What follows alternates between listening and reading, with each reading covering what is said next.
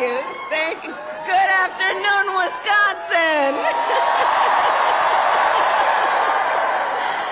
Good afternoon, everyone. Thank you. It is good to be back. Thank you all very much. Can we please hear it for Leah and her extraordinary story and leadership?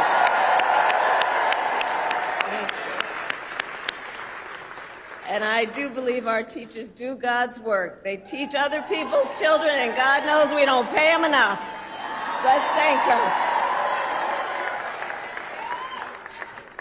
And it is so good to be here and be back with so many extraordinary leaders, including my friend, the great governor of Wisconsin, Tony Evers. He's here somewhere. My dear friend, Senator Tammy Baldwin. And you know, I had the privilege of serving with Tammy when I was in the United States Senate, and she is always fighting for the people of this state, and I know that the folks that are here are going to make sure you return her to Washington, D.C. in November. Yes, we are going to elect her back to Washington, D.C. It is so good to be here also with Lieutenant Governor Sarah Rodriguez, Attorney General Josh Cole,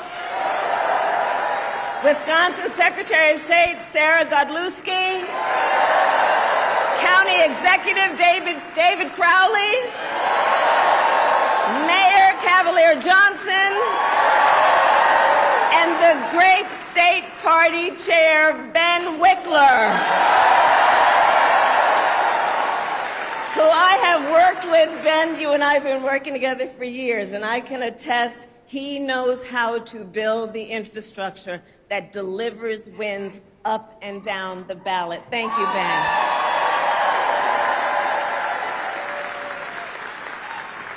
So it is good to be back in Wisconsin, and it is great to be in Milwaukee. As many of you know, our state campaign headquarters are in this city. Yes, and there is a reason for that. The path to the White House goes through Wisconsin. Yes, it does. And to win in Wisconsin, we are counting on you right here in Milwaukee. And you all helped us win in 2020. And in 2024, we will win again. Yes, we will. So, Milwaukee, I want to start by saying a few words, and I could really speak at length, but a few words about our incredible President Joe Biden.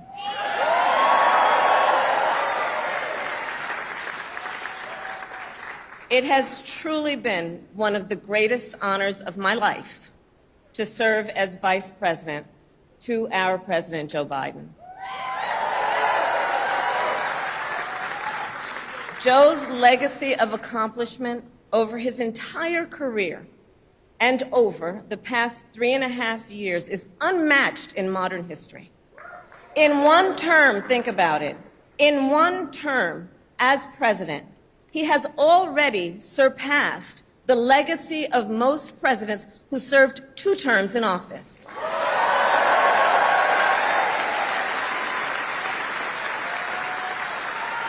And I know we are all deeply, deeply grateful for his continuing service to our nation. And it is my great honor to have Joe Biden's endorsement in this race.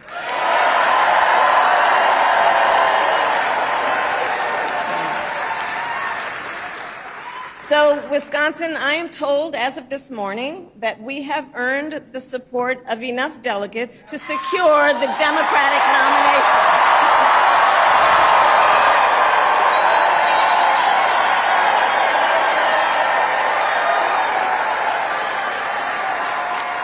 And I am so very honored, and I pledge to you I will spend the coming weeks continuing to unite our party so that we are ready to win in November.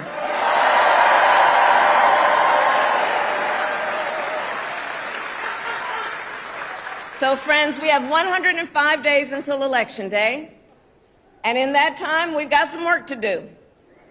But we're not afraid of hard work. We like hard work, don't we? And we will win this election. Yes, we will. So as Leah told you, before I was elected vice president, before I was elected United States Senator, I was elected Attorney General of the state of California, and I was a courtroom prosecutor before then. And in those roles, I took on perpetrators of all kinds. Predators who abused women, fraudsters who ripped off consumers, cheaters who broke the rules for their own gain. So hear me when I say, I know Donald Trump's type.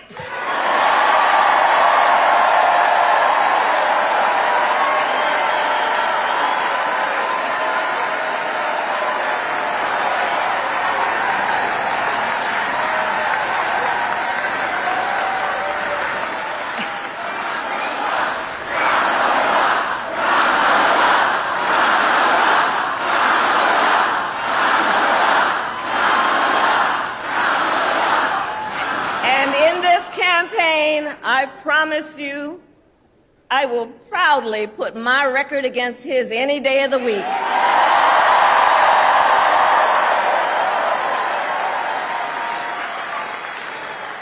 As Attorney General of California, I took on one of our country's largest for-profit colleges that was scamming students. Donald Trump ran a for-profit college that scammed students. As a prosecutor, I specialized in cases involving sexual abuse. Well, Trump was found liable for committing sexual abuse. As Attorney General of California, I took on the big Wall Street banks and held them accountable for fraud. Donald Trump was just found guilty of fraud on 34 counts.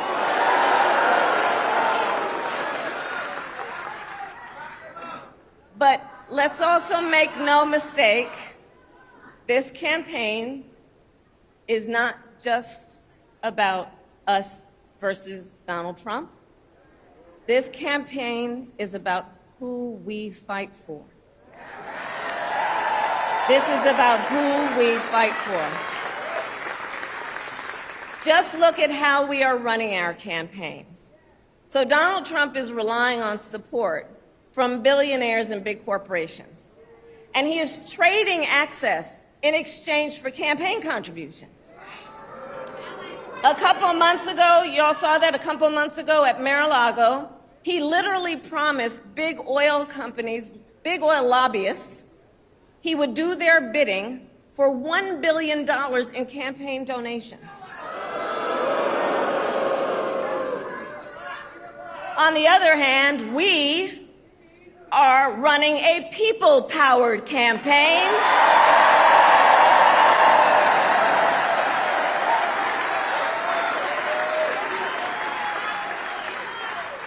And we just had some breaking news. We just had the best 24 hours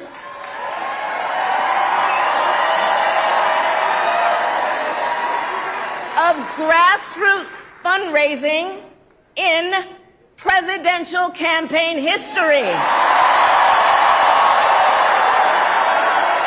right?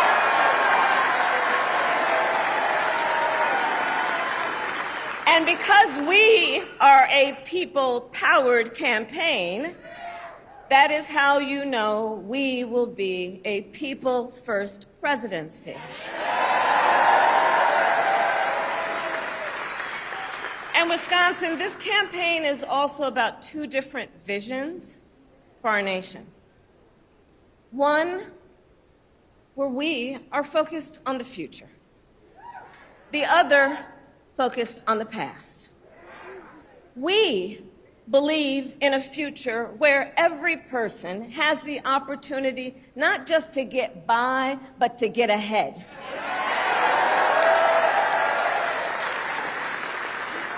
A future where no child has to grow up in poverty. Where every worker has the freedom to join a union.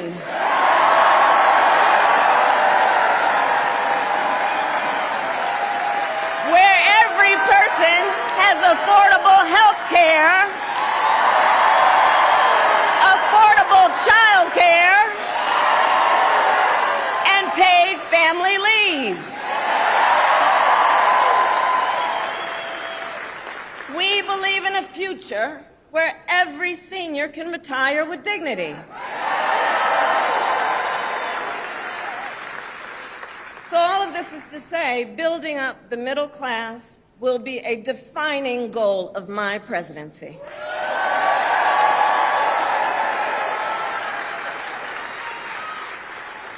Because here's the thing we all here, Wisconsin, know. When our middle class is strong, America is strong.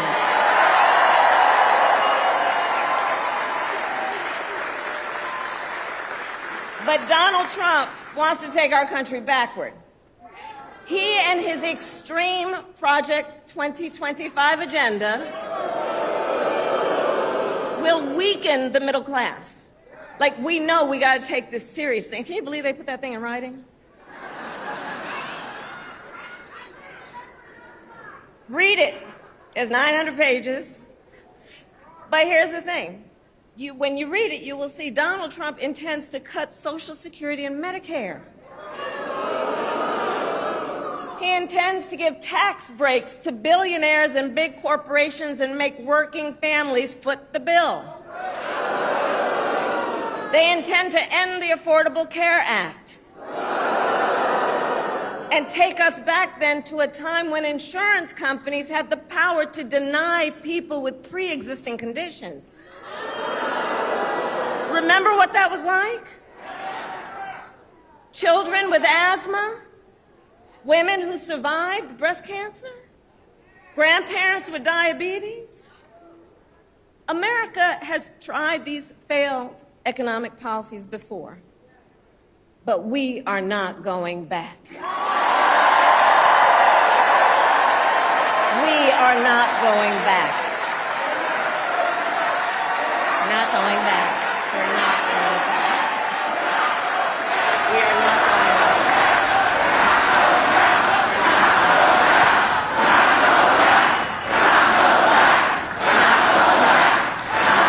And I'll tell you why we're not going back.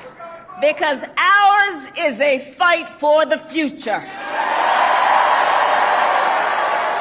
And it is a fight for freedom. Generations of America's, generations, and we have to remember this, the shoulders on which we stand, generations of Americans before us led the fight for freedom. And now, Wisconsin, the baton is in our hands.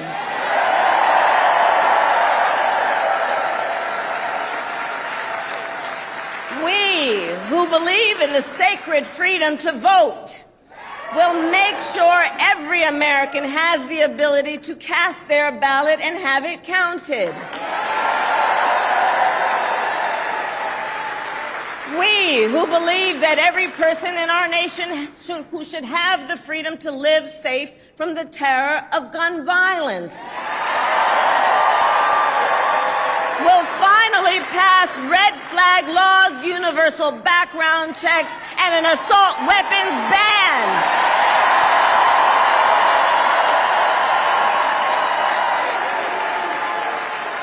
And we, who believe in reproductive freedom, will stop Donald Trump's extreme abortion bans because we trust women to make decisions about their own body and not have their government tell them what to do.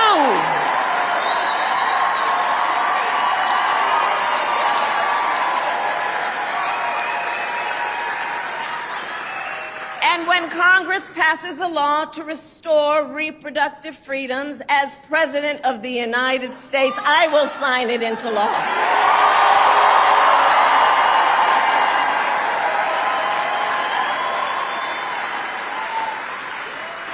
So, Wisconsin, ultimately in this election, we each face a question.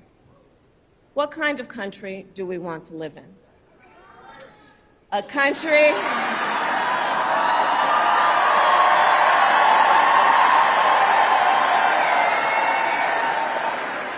and to your point, do we want to live in a country of freedom, compassion, and rule of law, or a country of chaos, fear, and hate? And here's the beauty of this moment. We each have the power to answer that question. The power is with the people. We each have the power to answer that question. And in the next 105 days, then we have work to do. We have doors to knock on. We have phone calls to make. We have voters to register. And we have an election to win.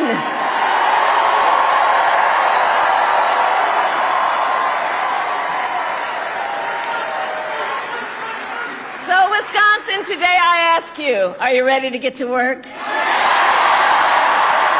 we believe in freedom? Do we believe in opportunity? Do we believe in the promise of America? And are we ready to fight for it? And when we fight, we win. God bless you.